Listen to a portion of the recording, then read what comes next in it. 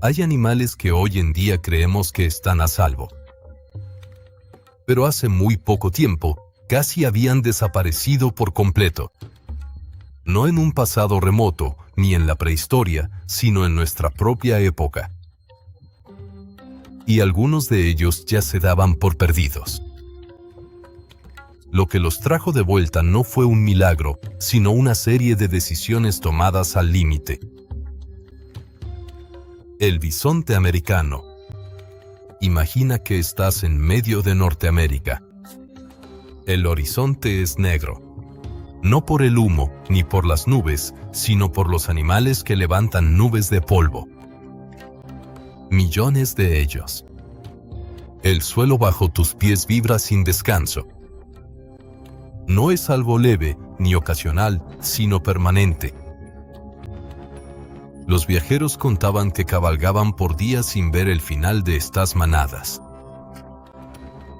Cuando los animales se movían, sonaba como un trueno lejano. Al detenerse, devoraban paisajes enteros, pero al mismo tiempo los volvían más fértiles. El bisonte americano no era solo un animal. Era un pilar ecológico fundamental. Sus pezuñas removían la tierra, su estiércol abonaba la pradera y sus migraciones decidían dónde crecía el pasto y dónde desaparecía. Antes de seguir, recuerda esto. Sin el bisonte, Norteamérica se vería completamente diferente. Y por eso mismo, lo que pasó después es tan perturbador. Porque este sistema no desapareció poco a poco. Simplemente colapsó. Pero esa no es la parte más loca de todo. Con la expansión del ferrocarril, empezó una cacería que ya no tenía nada que ver con el alimento. Les disparaban a los bisontes desde los trenes en marcha. Por diversión, por comodidad y para destruir deliberadamente el sustento de los pueblos indígenas. Y ahora viene la cifra que te hará dudar de lo que oyes. De más de 30 millones de animales, solo quedaron 22 ejemplares. No a lo largo de siglos, ni de muchas generaciones, sino en apenas unas décadas. Para 1890, el bisonte prácticamente había desaparecido. La pradera quedó en silencio, sin truenos ni movimiento. Y justo aquí es donde suele terminar la historia de cualquier especie. Pero antes de que pienses que eso fue todo, debes entender algo. El bisonte no fue rescatado, simplemente pasó desapercibido. En regiones remotas, sobrevivieron manadas diminutas. Unos cuantos animales aquí, otros más por allá. Y por fortuna, nadie pensó que fueran importantes. Unos cuantos rancheros no los mataron, sino que los capturaron. Unos conservacionistas juntaron dinero, los llevaron al Parque Nacional de Yellowstone y simplemente los dejaron en paz. Sin un gran plan, ni una iniciativa mundial. Y aún así, funcionó. ¿Recuerdas los millones de animales del principio? Eso es justo lo que hace que el resultado sea tan absurdo. Porque hoy en día vuelven a vivir cientos de miles de bisontes. Pero aquí está el detalle. Y recuérdalo para después. La mayoría de estos animales no viven realmente en libertad. El bisonte no ha regresado. Fue traído de vuelta. Y con el siguiente animal de esta lista, ni siquiera ese fue el caso. Porque este animal se consideraba oficialmente muerto.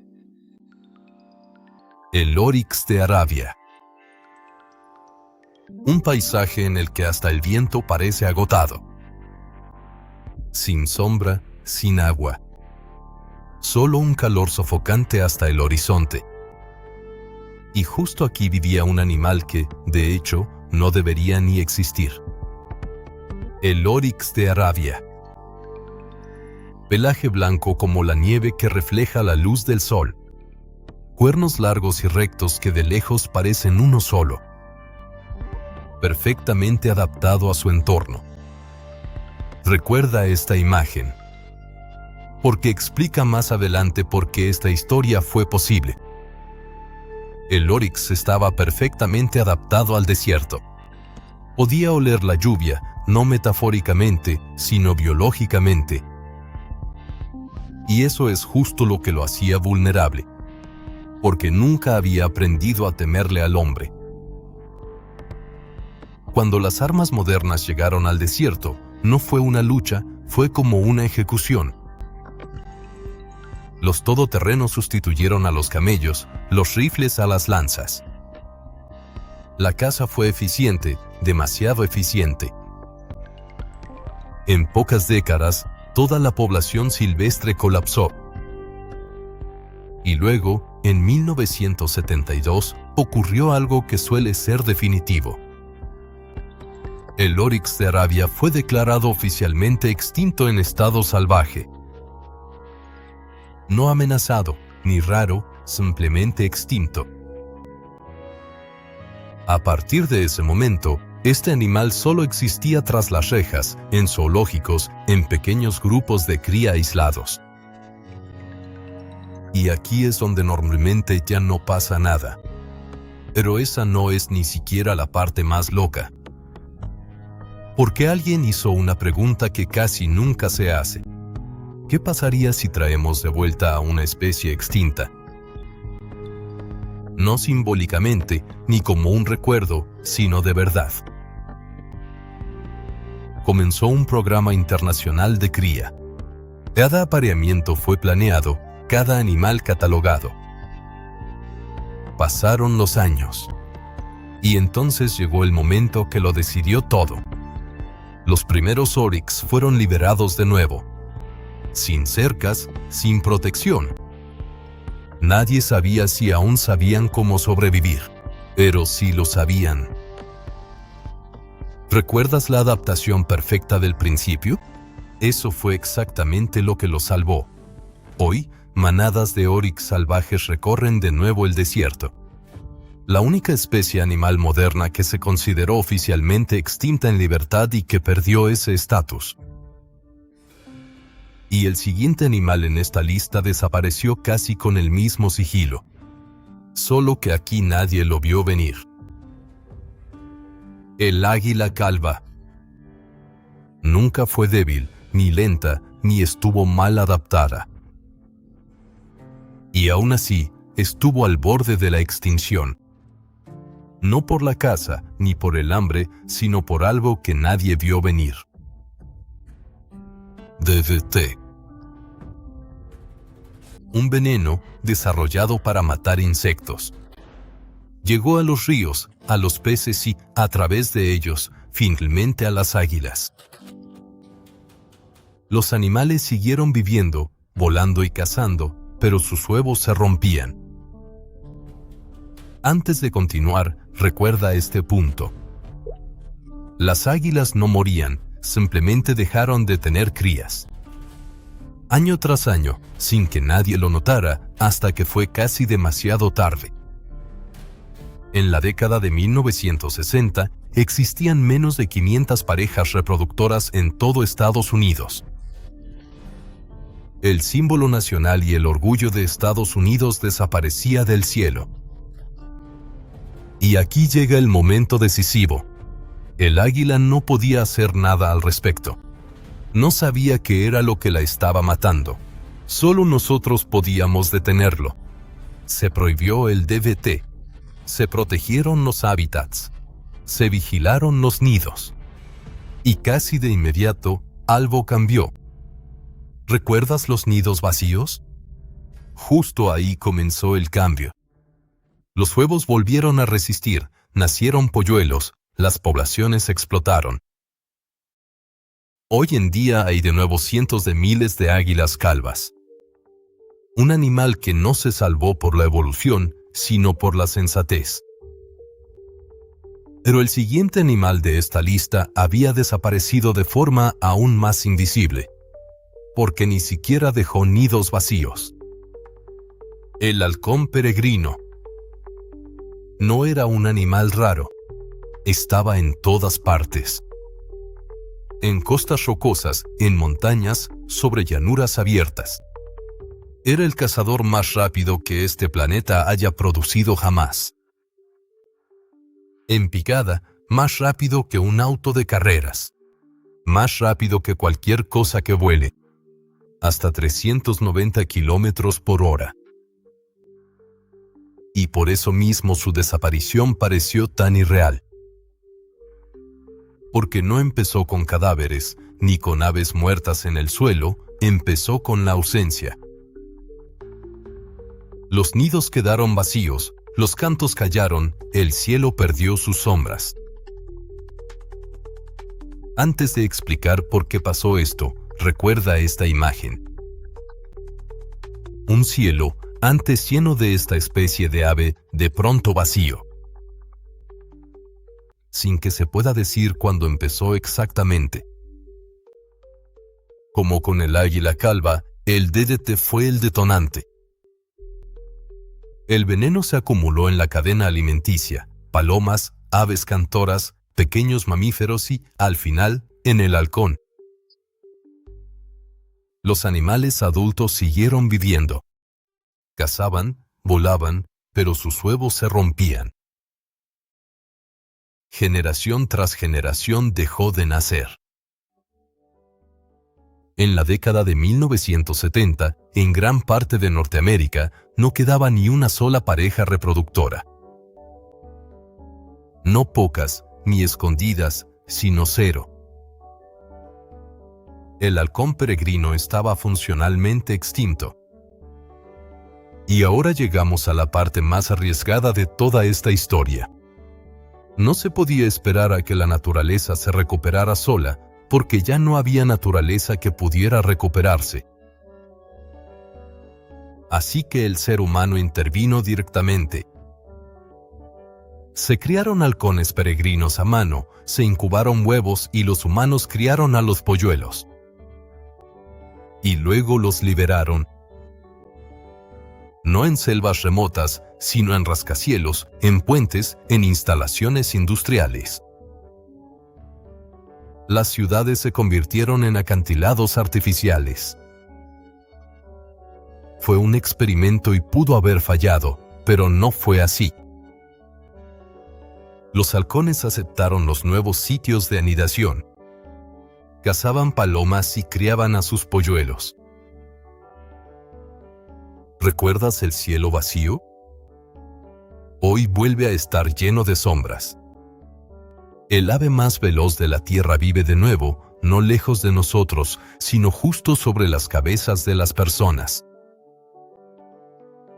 Y el siguiente animal de esta lista no sobrevivió gracias a la tecnología, sino porque finalmente se le dio tiempo.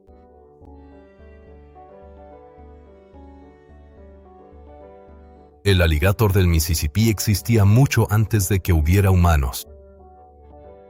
Sobrevivió a glaciaciones, extinciones masivas. Vivió el fin de los dinosaurios. Casi no sobrevive a nosotros los humanos. En el siglo XX, el alligator se volvió mercancía. Su piel, en lujo. Su carne, en ganancias. Al mismo tiempo, los pantanos desaparecieron. Se drenaron los humedales. Su hábitat colapsó.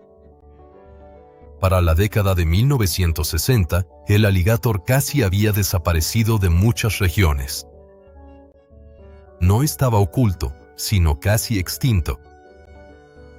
Y esta vez, se reaccionó diferente que con casi cualquier otro animal antes.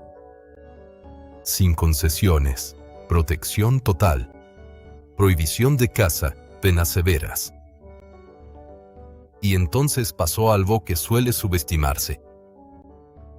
El alligator no necesitaba ayuda para sobrevivir. Solo necesitaba tranquilidad. Recuerda bien esta idea. Algunas especies no fallan por ser débiles, sino porque no las dejamos en paz. Dejaron al alligator en paz. Y él hizo lo que ha hecho por millones de años. Sobrevivió. Lento. sin prisa, efectivo. Hoy hay de nuevo millones de alligatores del Mississippi en los estados del sur, tantos que en algunos lugares incluso deben ser controlados de nuevo. Un animal más antiguo que nuestra civilización estuvo a punto de ser borrado por ella. Y sobrevivió porque dejamos de matarlo. Pero con el siguiente animal de esta lista, no bastó solo con detenerse. Las ballenas jorobadas nunca fueron pequeñas, ni discretas, ni fáciles de ignorar. Una ballena jorobada adulta es más grande que un autobús y más pesada que casi todo lo que ha existido. Y aún así, estuvieron a punto de desaparecer por completo. No por casualidad, ni por desastres naturales, sino por la eficiencia. La caza industrial de ballenas no era una cacería, era una fábrica. Arpones con cargas explosivas, barcos factoría que despiezaban ballenas en pleno mar. Sin oportunidad de escapar. En pocas décadas, desapareció más del 90% de todas las ballenas jorobadas. Algunas poblaciones se redujeron a cifras de 2 dígitos. Los océanos se quedaron en silencio. No metafóricamente, sino en silencio total. Porque las ballenas jorobadas cantan. Cantos complejos que cambian a través de las generaciones. Silenciamos sus cantos antes de que lográramos entender qué significaban realmente. Normalmente, ese sería el final. Porque las ballenas jorobadas se reproducen de forma extremadamente lenta. Una cría cada pocos años. Algunas hembras solo unas pocas veces en su vida. Pero esa no es la parte más loca, porque esta vez el ser humano se detuvo. Se prohibió la caza comercial de ballenas. No en todas partes de inmediato y, por supuesto, no sin resistencia. Y entonces comenzó la espera más larga de todo el reino animal. Décadas. Nadie sabía si funcionaría. Pero hoy, decenas de miles de ballenas jorobadas recorren de nuevo los océanos del mundo. Sus cantos llenan aguas que estuvieron vacías durante décadas. Un gigante que no sobrevivió por adaptarse, sino porque finalmente dejamos de matarlo. Y el último animal de esta lista demuestra que incluso el rescate no siempre significa seguridad. El panda gigante no parece ser un experto en supervivencia. Y ese es precisamente el problema. Es lento. Está muy especializado. Come casi exclusivamente bambú. Y se reproduce con muy poca frecuencia. Todo en él lo hace vulnerable. Y aún así, el panda ha existido por millones de años. Hasta que aparecimos nosotros, una vez más. Cuando China se industrializó, los bosques de bambú desaparecieron. Las carreteras fragmentaron sus hábitats. Las poblaciones quedaron aisladas. Y a los pandas no les gusta migrar. Se quedan. Y por eso mismo, grupos enteros se extinguieron sin que nadie se diera cuenta. En los años 1980, apenas vivían más de 1000 pandas en libertad. El panda se convirtió en el rostro de la extinción y en el símbolo del WWF. Por eso mismo comenzó una de las misiones de rescate más costosas y complejas de la historia. Se crearon reservas, se protegieron bosques de bambú y se construyeron corredores entre poblaciones. Al mismo tiempo, se empezó a estudiar a los pandas bajo el cuidado humano. No para entretener, sino para comprender. Porque nadie sabía por qué les resultaba tan difícil reproducirse. Pasaron décadas. Lentamente, sin garantías. Y entonces, De repente, algo cambió. Más crías. Poblaciones más estables. De nuevo hubo movimiento entre los hábitats.